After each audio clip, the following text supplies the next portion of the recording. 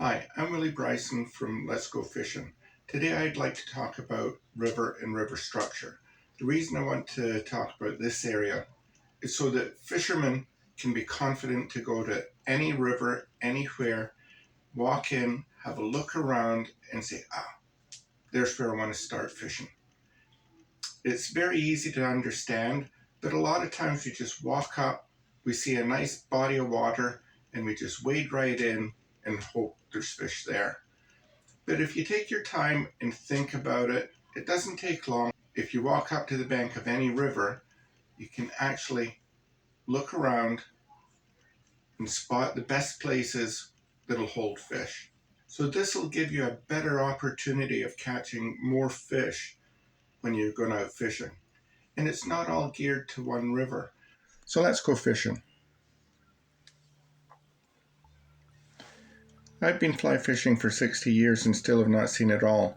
But one thing I have seen is a lot of anglers heading to a river and the first thing they look for is a pool.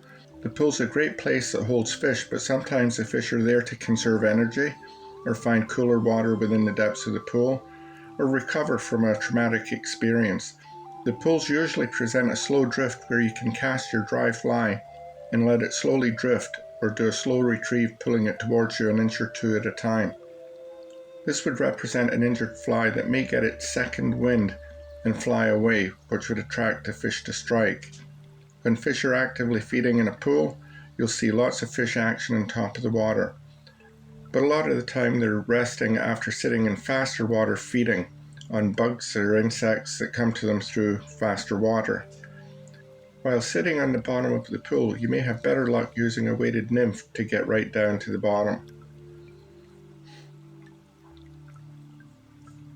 Let's look at the structure of a river to identify the best place to fish to improve your chances of catching, regardless of what river you're fishing. Trout are not always predictable, but they do have regular habits to hide from predators. One of those habits is hiding within fallen trees, overhanging bushes, and all the places a fly fisherman try to avoid because they lose a lot of flies.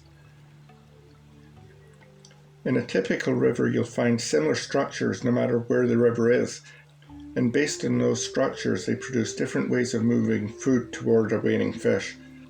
Some of these structures can be really obvious, but other structures may not be.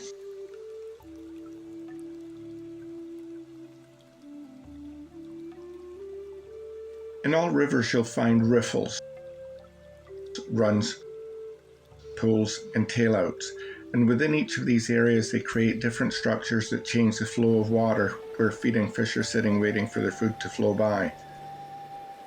Riffles are faster parts of the river that churn the bottom, releasing bugs and nymphs from the rocky bottom while at the same time add oxygen needed by the fish.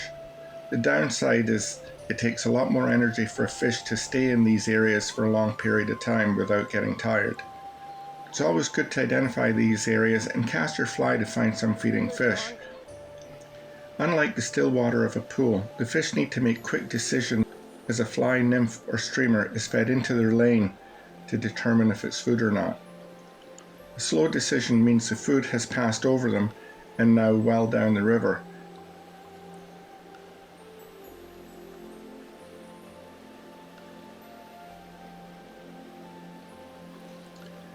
If it's a warm summer day where the nymphs are coming up from the bottom to hatch into an adult on the surface, this is an ideal place and time to catch fish in a feeding frenzy.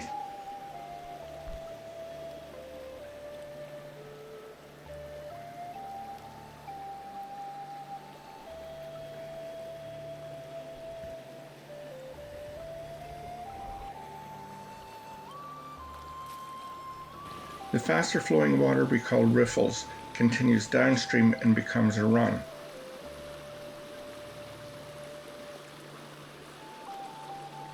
This run is a deeper section fed by the riffle and then runs into a pool. Here you'll find deeper channels of fast water where large rocks or structures change the flow of the river, creating seams and eddies. The deeper channels will look darker in color, and as they push against an obstacle like a boulder, the water is forced around two sides of the boulder. This water combines the rest of the fast-flowing water, creating more turbulence where it looks whiter with more bubbles. Directly behind the boulder is a calmer spot, which is called a seam. Fish will sit in this spot waiting for the churned water in front of the boulder to carry their food around the boulder and into the slower seam at the back. For an actively feeding fish, this structure can save a lot of energy, so the fish can sit in that area for a longer period of time. Small waterfalls can also create these additional structures of seams and eddies. While it sounds straightforward, the angler has to now try to place a fly in front of the boulder so the fly is driven around the boulder and into the feeding lane instead of casting direct into the seam itself. The difficulty is casting the fly to the correct area while making sure your floating fly line is mended upstream. This will avoid the fast current to drag your fly line downstream in front of your fly, making your fly flow in an unnatural way to the fish. Just a little trout. You may also just find a run being a long, deep channel where the water looks dark and deep, but it's still carrying a food supply on the surface. The fish can sit low in these deep channels watching for any food to show itself, and then the fish would dart up, take the food, and return down to the bottom of the slower section again.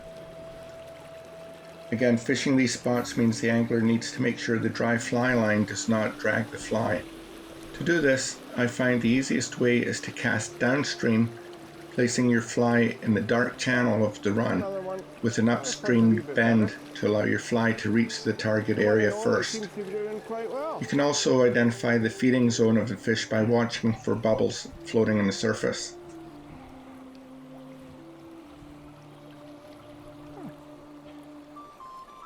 The one and only did it again.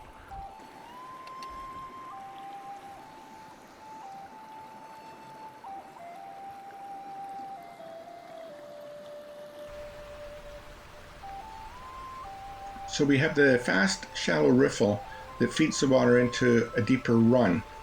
At the end of the run, the river tends to have a deeper section.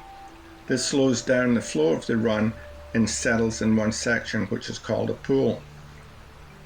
As we discussed, the pool is a great resting place for the fish if they've been feeding in the runs, seams, and eddies earlier in the day.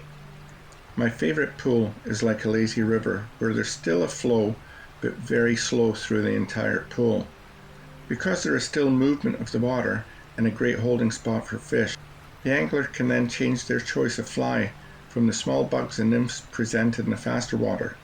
If the fish are feeding on top, the ideal fly to use would be a dry fly, where it sits on top and slowly drifts through the entire pool.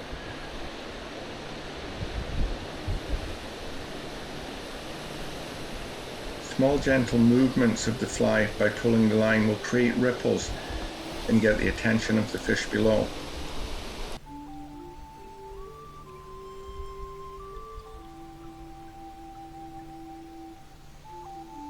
If you don't see a lot of top action from the fish, then a wet fly that sinks just below the surface and slowly to the bottom would be a good choice.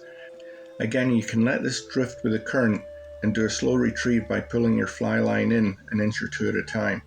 A third choice could be a streamer.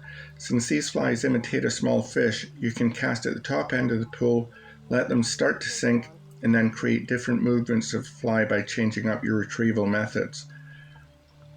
To the fish, these will look like nymphs that were shaken loose in the riffles and made it all the way through down into the pool. All of these methods are good, so don't be afraid to change your fly often. Now, I've watched many anglers fish a pool with the same fly for over an hour without catching a fish. Imagine if you were a fish sitting at the bottom of a pool and you see this fly appear. You decide not to go for it, then a few seconds later you see it appear again, and again, and again. So they would then figure out that this is not a natural fly. Now, if you're having luck with a fly, use it until the action stops, and it will stop. But when it does stop, change your fly to something else. Don't keep throwing the same thing in over and over and over. Give the fish something else to look at. These pools are not usually just a deep hole in the river. They will have structure so the fish can hide from the sun and prey.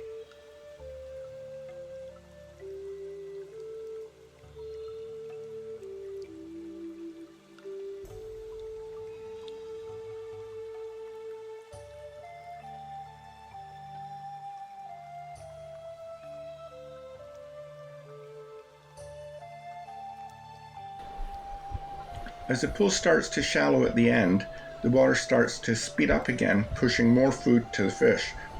This water formation is best known in a river as a tail out and another part of the river that holds fish. Oh, fish on.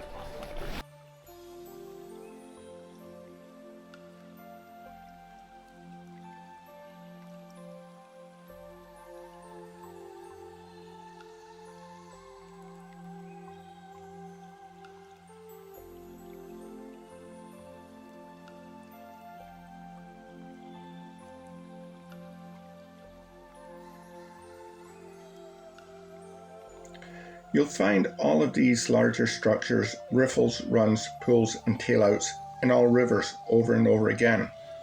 But you'll find parts of a river with easy access to park and walk in will be well fished by a lot of anglers. As an older angler, I understand why that is.